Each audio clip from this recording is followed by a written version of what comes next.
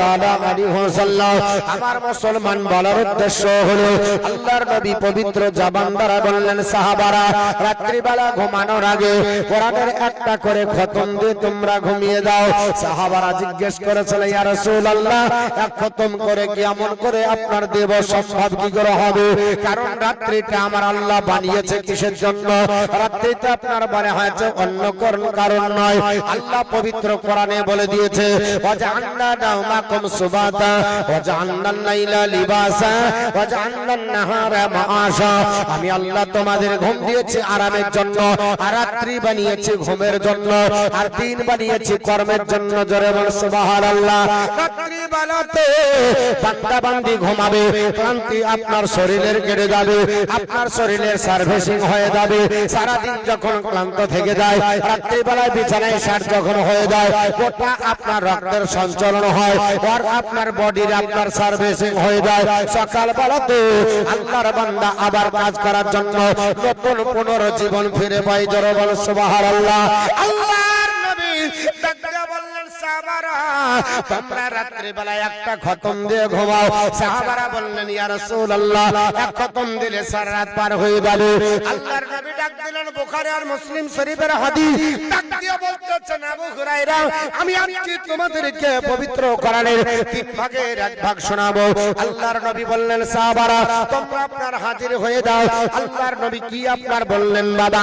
নবী বললেন আকরাউ আলাইকুম সালুসাতুল কোরআন, আমি তোমাদেরকে তিন ভাগের এক ভাগ পড়ে শোনাবো। জোরে বল সুবহানাল্লাহ। আবু হুরায়রা বলেন ইয়া রাসূলুল্লাহ ও আল্লাহর হাবিব কোরআনের তিন ভাগের এক ভাগ পড়ে শোনাবেন, আপনি আপনার বলে হয়তো কথা দিয়েছেন।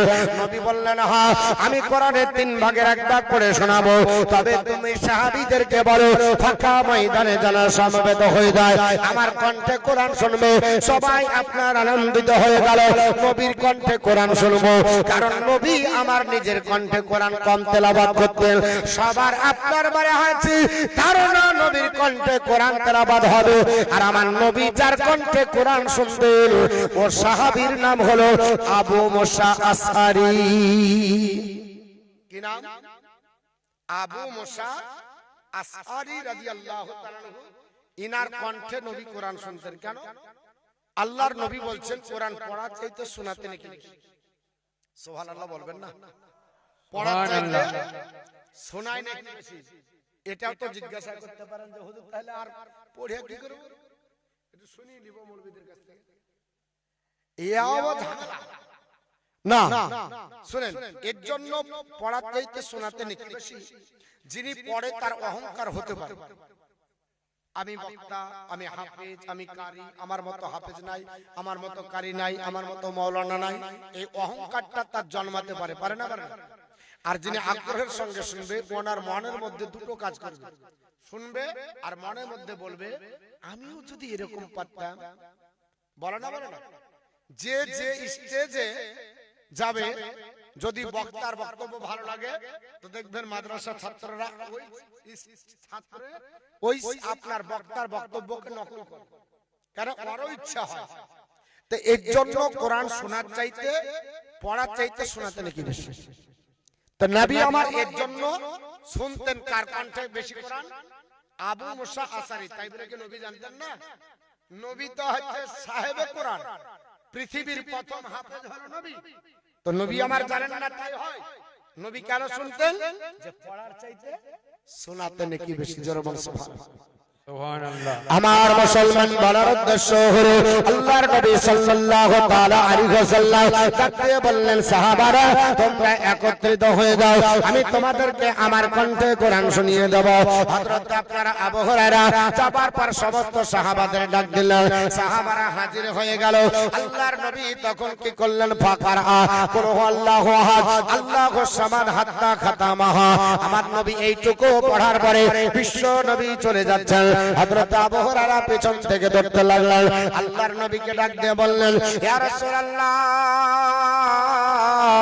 ইয়া হাবিবাল্লাহ নবী গো আপনি বললেন কোরআনে 3 ভাগের 1 ভাগ তেলাওয়াত করে শোনাবো অথচ আপনি কোরআন তেলাওয়াত করলেন না ছোট্ট একটা সূরা পড়ে চলে গেলেন আল্লাহর নবী ডাক দিয়ে বললেন সাহাবারা আল্লাহ পাক পৃথিবীর জমিনে পবিত্র কোরআনের এই ছোট্ট সূরাটাকে এত গুরুত্বপূর্ণ বানিয়েছে এত ফজিলতপূর্ণ বানিয়েছে এতটা আপনার মনে হয়েছে আল্লাহ বরকতপূর্ণ বানিয়েছে আল্লাহর কোন বান্দা বান্দি যদি রাত্রি বেলায় ঘুমানোর আগে এই ছোট্ট সূরাটা একবার পড়ে বিছানায় ঘুমিয়ে যায় আমি নবী বলছি পবিত্র জবান দ্বারা ওর 3 ভাগের কোরআনের 1 ভাগ পড়ার সওয়াব আমার আল্লাহ তার আমলনামায় দান করবে জোরে বল সুবহানাল্লাহ আরেকটু জোরে বল সুবহানাল্লাহ আপনি কোরআন জানেন না বলে হুজুর আমি কোরআনের হাফেজ নাই কোরআন পড়তে পারি না আপনার দ্বারা সম্ভব হলো না আপনার ইখলাস সূরাটা জানেন আল্লাহু আহাদ এটাকে গোধা বাংলায় বলে কিন্তু সূরাটার নাম হলো আপনার সূরাতুল ইখলাস এই ছোট্ট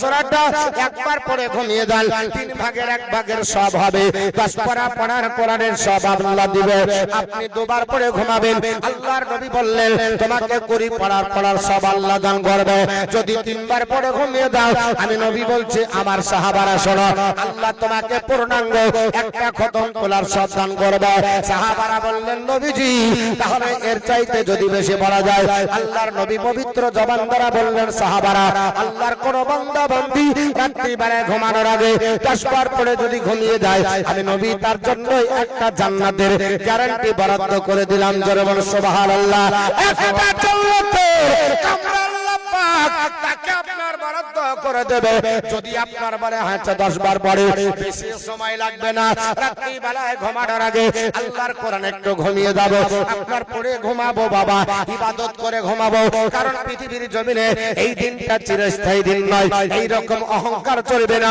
রক্তের গরম চলবে না একদিন চলে যেতে হবে পৃথিবী ছেড়ে ঠিক না বেঠিক বাবা রাত্রি বেলাতে আপনার ঘুমটা হয়ে যাবে অথচ এক খতমের সব পাওয়া যাবে 10 বার পরে ঘুমিয়ে যাব একটা আল্লাহ পাক আপনার আমলনামাতে জান্নাতের কামরা আপনার বরাদ্দ করে দেবে সাহাবারা বললেন ইয়া রাসূলুল্লাহ এর চাইতে যদি বেশি পড়া যায় নবী বললেন সাহাবারা 24 বার পরে যদি ঘুমাই আল্লাহ দুটো জান্নাতের কামরা বরাদ্দ করবে ওমর ফারুক আযম রাদিয়াল্লাহু তাআলা আনহু জান্নাতি সাহাবী দাঁড়িয়ে গেলেন আল্লাহর নবীর কাছে দণ্ডায়মান নবী ডাকতে বর্ণমান কি ব্যাপার তুমি দাঁড়ালে কেন